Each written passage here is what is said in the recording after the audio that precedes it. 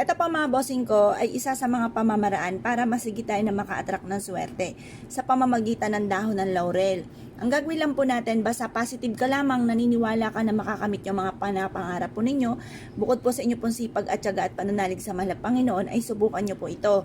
Gawin nyo po, kumuha kayo ng dahon ng laurel, tapos mag-wish ka dito. Sabihin nyo po, gusto ko magkaroon ng 5 million. Yan, 5 million. Gusto nyo po, magkaroon ako agad ng 5 million. Yan, bukod sa ating sipag at tiyaga at pananalig sa mahal na Panginoon at sa mga gatong mga pamamaraan, ako po'y naniniwala na may darating sa ating blessing at makakamit nyo po ito or higit pa po dito. Yan, 5 million.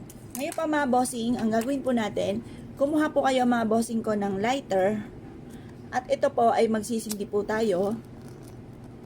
Yan, magwi-wish po tayo. Dapat po mga bossing ko ay maubos natin to. Mag-wish po tayo na matupad lahat